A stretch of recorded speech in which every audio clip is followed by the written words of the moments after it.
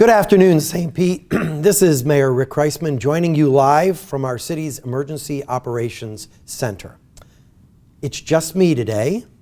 Beaker the Macaw will not be joining me, but he is looking forward to seeing you at Sunken Gardens. Now, as always, I want to begin with a situation report. And this report is based on the state data available to us.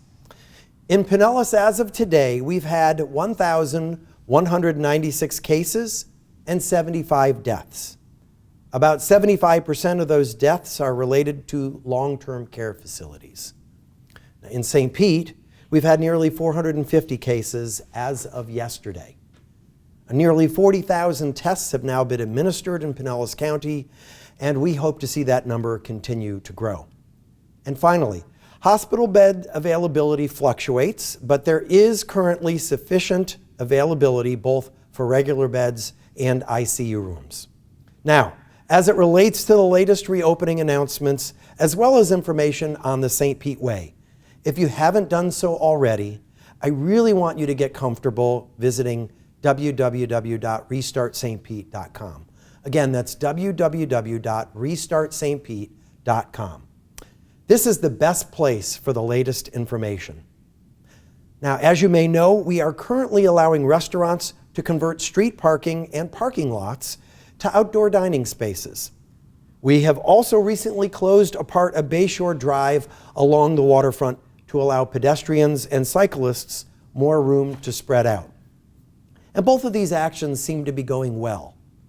Social distancing also appears to be going well. I think we received a question about this from Megan at the St. Pete Catalyst. The St. Pete Police Department has received only 19 calls for service related to compliance in the last 10 days or so. We've received a couple of restaurant complaints, and both times, police found those restaurants to be in compliance with state and county orders. Overall, compliance with official orders has been a bright spot here for us in St. Petersburg. But we all could do a little better when it comes to doing things the St. Pete way. Now, this is something I feel really strongly about, and our city council feels strongly about. All of us in this community need to understand the benefits of wearing a mask or face covering. Now, as I said last week, I wear my mask to protect you, you wear your mask to protect me, we wear our masks to protect the community. It's about respect. A friend recently asked us, how should shops and restaurants deal with customers who refuse to follow social distancing guidelines or wear masks? This is a tough one, but every establishment can and should display their rules of the house near their front door. If shirts and shoes are required for service, then feel free to add wearing masks to that list, at least for the foreseeable future.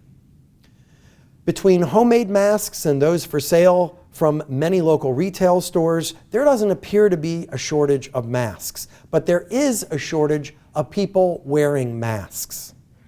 Now, I'm working with a generous donor to ship even more masks here to St. Pete.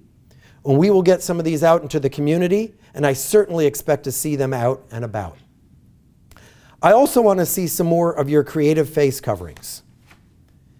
Be sure to tag me or the City of St. Petersburg on Facebook or Twitter so we can share what you've come up with. And finally, I know this is graduation season. I was honored to record a message recently from many of our schools, including USF St. Pete. First, I want to again congratulate those who are graduating, whether from high school or from college. We are proud of you here in St. Pete and proud of the way you've handled yourselves and this situation for the past few months. I've seen photos and videos of many drive-by graduation parties, which is awesome. We hosted one for my daughter. But again, as we celebrate graduations and move into the summer, we need to focus on safety. Social distancing is still a thing. It's one of the many reasons our numbers here in St. Pete are as good as they are. We need to keep it up and keep doing it. Social distancing, the St. Pete way. Let's keep doing this stuff, folks. We'll keep our numbers down.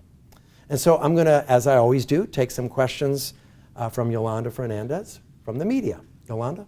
Mayor, our first question is from St. Pete Catalyst. How is the closure of that portion of Bayshore going? What kind of feedback have you gotten so far? Well, we're really glad we were able to do that. We wanted to open up more room for pedestrians and bicyclists. My phone hasn't rung off the hook, and I'm not getting emails and text messages, so I'm going to assume it's a good thing. It's been actually fairly quiet as far as feedback goes on that, but we want to make sure that we give everybody the opportunity, as I keep talking about social distancing. I'll keep talking about it. That's just another way where you can spread out a little bit more and enjoy our beautiful waterfront. Our next question is from Evan Axelbank from Fox 13. He asked, should Tampa Bay consider hosting a national political convention? Would the mayor encourage the RNC to look at Tampa Bay? You know, it's really kind of amazing that that idea has even been floated out there by administration in Washington, because putting on an event of this size and scale takes months and months of preparation. So I don't see how realistically that could even happen. So I think it's a non-issue.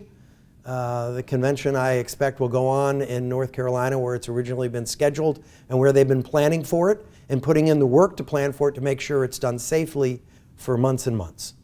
No more questions, Mayor. Wonderful. So again, I want to thank you all. Let's continue to hang in there.